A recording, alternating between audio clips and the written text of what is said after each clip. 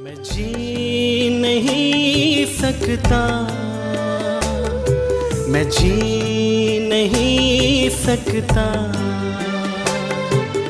तेरे बगैर ऐ खुदा, मैं जी नहीं सकता। यदि धर्मी व्यक्ति ही कठिनाई से उद्धार पाएगा तो सोच लीजिए भक्तिहीन और पापी का क्या ठिकाना। भक्तिहीन और पापी मतलब जो प्रभु को जानते ही नहीं, उनका क्या होगा?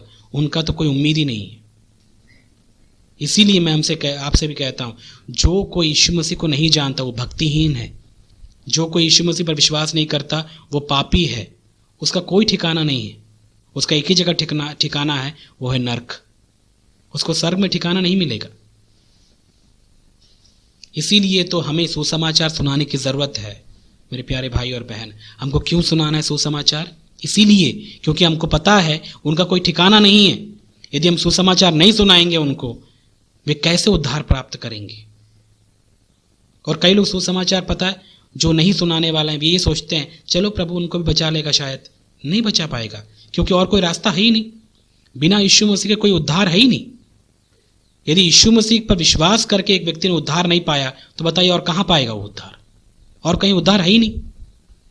इसीलिए तो हमें हमारे परिवार के अविश्वासी लोगों को देखना है जो प्रभु पर विश्वास नहीं किए, उनको सुसमाचार सुनाना है, उनको बताना है कि यीशु मसीह के द्वारा ही उद्धार है। उस पर विश्वास करो तभी उद्धार प्राप्त करोगे, नहीं तो नर्क आपके लिए सिद्ध है।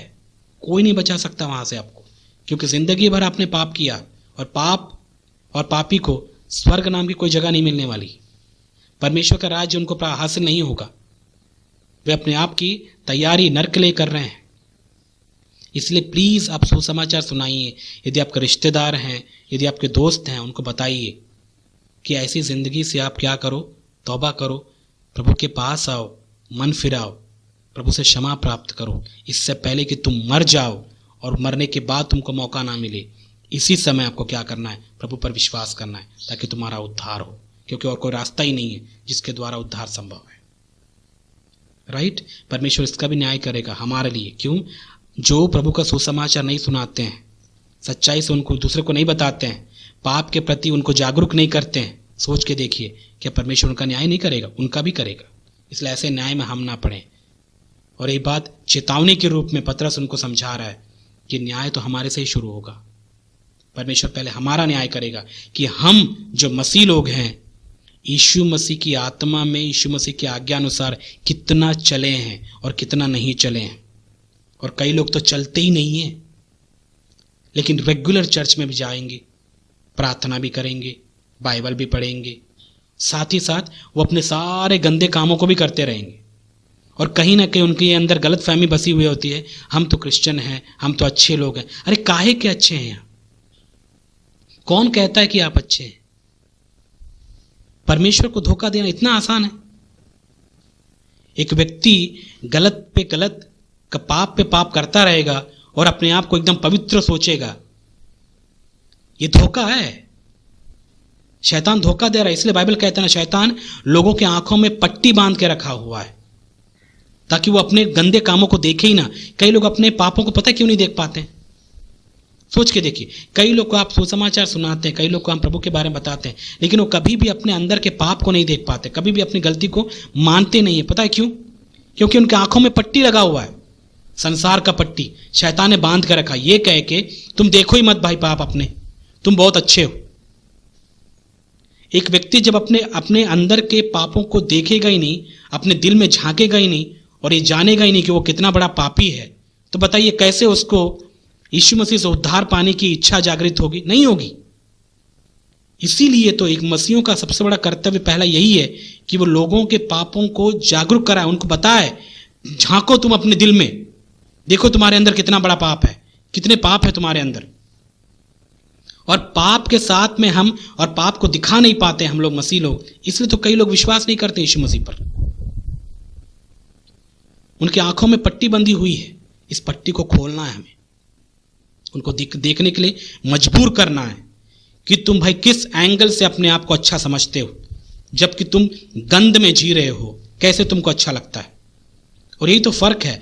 पता है, एक बार आप अपने आप को किसी कूड़ेदान के पास आप ले जाकर देखिएगा। स्टार्टिंग में यदि आप जाएंगे ना उस कूड़ेदान के पास, आपको गंध वहां पर बास मारेगा, लेकिन थोड़ी देर आप 5 मिनट वहां बैठ जाओ, आपको फिर बास मारना बंद कर देगा। क्यों पता है? आपको आदत हो गई उस गंध की। और कई लोगों को इस गंध की, पाप के गंध की आदत हो जाती है, इसलिए वहीं गंध में बैठे रहते हैं। उनको पता ही नहीं चलता कि वो गंदे हैं। पता किसको चलता है? जो उस गंध से बाहर हैं, जो दूर से देख रहे हैं उस गंदे आदमी को, उनको पता चलता है कि वे गंदगी में बैठा है, कितना बास मार रहा है वो। यही तो होता है, कई विश्वासियों के साथ भी ऐसा ही है। वे लोग प्रभु में आने के बाद भी ऐसे गंदे कामों में फंसे हुए होते हैं, लेकिन उनको समझ में नहीं आता, क्योंकि जो पट्टी यीशु मसीह ने खोली थी वो पट्टी फिर से वे लोग शैतान के द्वारा फिर से वो बंधवा लिए। अब उनको अपने पाप दिखते नहीं। पाप की चादर बहुत ही मोटी हो गई उनके जीवन में, कि उनको दिख ही नहीं पाता उनकी असलियत क्या है। समझ में आ रहा है? तो ऐसी नौबत हम में ना आए, हमारे जीवन में ना हो, हमारे साथ में ऐसा ना हो। इसीलिए जब भी परमेश्वर आपको आपके पाप को दिखाए, उसी समय आप मान लीजिए।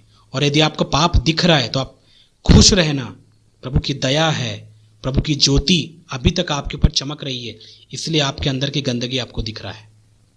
सोच के देखिए, जिसको अपने अंदर की गलती या पाप दिखता ही नहीं, पता उनके साथ क्या हो गया? पता है क्या हो गया? वे अंधेरे में जी रहे हैं। अब एक सोच के देखिए, कहा एक बात बताता हूं मैं आपको। अंधेरे में यदि कोई जी रहा है तो क्या उसको दिखता है कुछ? बिल्कुल नहीं दिखेगा। क्यों? क्योंकि वो अंधेरे में जी रहा है। दिखता पता कब है? जब उजाला हो। जब उजाला होगा तब उस कमरे की सारी बातें, अच्छी बुरी, सब कुछ आपको दिखेगा। और कई लोगों को अपने अंदर की गलतियां क्यों नहीं दिखती? अंधेरे में जी रहे हैं वे। और जब तक वे व्यक्ति या वे लोग अंधेरे में हैं, उनको उनकी गलतियां दिखाई नहीं देगी। और रोशनी कब पड़ेगी? फिर जब प्रभु का वचन वे लोग सुनते हैं, प्रभु के वचन को जब वो पढ़ते हैं, तब उनके अंदर वो रोशनी, उनके कमरे में या दिल के कमरे में रोशनी आती है। और तब उनको समझ में आता है कि उनके मन में, उनके दिल में कितनी गंदगी थी। तब उनको ज़रूरत महसूस होती है कि मुझे साफ करना है। कौन साफ करेगा? तब वे प्रभु के पास आते हैं। पता है, ऐसे कई अविश्वासी जी रहे हैं। कई विश्वासी भी ऐसे आज के समय में हो गए हैं ऐसे। उनको अपनी गलती दिखती नहीं है, उनको अपना पाप नहीं दिखता। ये बहुत ही खतरनाक एक समय है उनके जीवन का। और यदि अब परमेश्वर अपनी आत्मा के द्वारा आपकी गलतियों को दिखा रहे हैं तो आप धन्य हैं, क्योंकि प्रभु की दया आप पर है। अभी भी रोशनी चमक रही है। हाय उनके लिए जिनके जीवन के ऊपर परमेश्वर की रोशनी नहीं चमकती, जिनके पाप उनको दिखते नहीं है, वे अंधे हो चुके हैं। शैतान ने उनको अंधा कर दिया।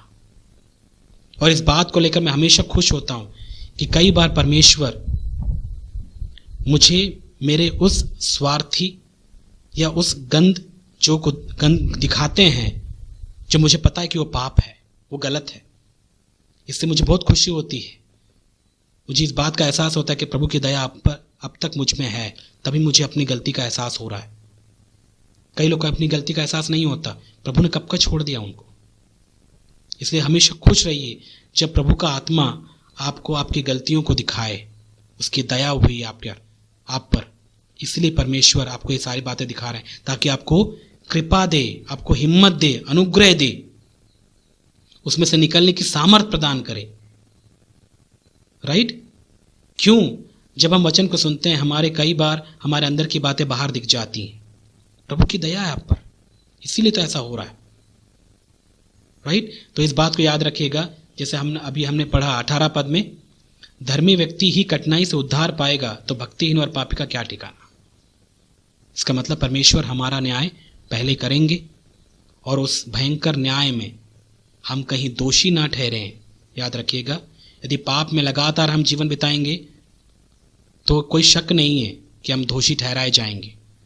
जीवन की पुस्तक में लिखा हुआ नाम काटने में कोई देर नहीं लगता।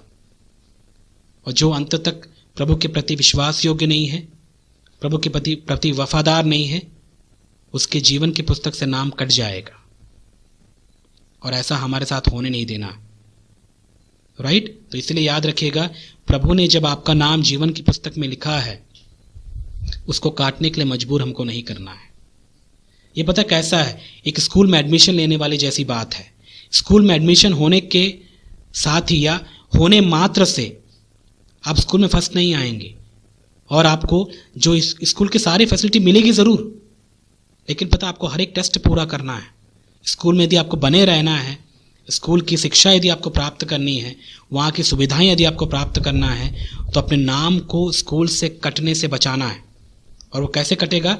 जब आप स्कूल के अनुशासन के अनुसार अपना जीवन नहीं बिताएंगे। यदि आप फेल होते चले जाएंगे, कौन सा स्कूल आपको रखेगा बताइए? नहीं रखता। वैसा ही प्रभु के साथ भी है। जो प्रभु के राज्य में आए हैं या प्रभु पर विश्वास किए हैं, उसी दिन प्रभु ने हमारा नाम उस जीवन की पुस्तक में लिख दिया। लेकिन वो कट सकता है यदि हम उन सब्जेक्ट्स को पढ़े ना, उसमें हम बढ़े ना, उस अनुशासन में हम बने हुए ना रहे तो। यीशु मसीह रूपी अनुशासन में, यीशु मसीह रूपी सब्जेक्ट में, उस विषय में यदि हम नहीं बढ़ रहे हैं, हम उन्नति नहीं कर रहे हैं, हम फेल हो गए, तो क्या होगा बताइए? अंततः उस प्रिंसिपल को यानी परमेश्वर को उस नाम को काटना पड़ेगा और बोलेगा तुम इस स्कूल के लायक नहीं हो। और यही बात होगा अंत के दिनों में। कई लोग बोलेंगे प्रभु प्रभु मैं भी तो आपके स्कूल में था, मैं भी तो था, मैंने भी तो बहुत सारे काम किए हैं आपके स्कूल में। लेकिन पता है परमेश्वर क्या बोलेगा? तूने काम तो जरूर किया, लेकिन जो सब्जेक्ट यीशु मसीह का मैंने दिया था उस सब्जेक्ट में तू फेल हो गया भाई। तेरा एक ही काम था, उस प्रभु की इच्छा अनुसार तू अपने जीवन को बिताता। लेकिन तेरी गलती क्या है? तू भले ही वो स्कूल में रहा होगा, लेकिन तूने काम अपने मन से किए। मेरे बताए हुए रूल्स एंड रेगुलेशंस को तूने फॉलो नहीं किया, अनुशासन से अपने जीवन को नहीं बिताया, तू अपनी मनमर्जी किया वहां पर। इसलिए तेरा नाम कब का मैंने काट दिया था। अब तू लेबल लेके घूम रहा है कि मैं उस स्कूल का बंदा हूं, मसीह परिवार का हूं मैं। इससे कोई फर्क नहीं पड़ता। ऐसे परमेश्वर कई लोगों को छोड़ चुका। हमारे साथ ऐसा ना हो। कई लोगों का नाम कट जाता है, कट सकता है, हमारा नाम नहीं कटना चाहिए। इसलिए बने रहें।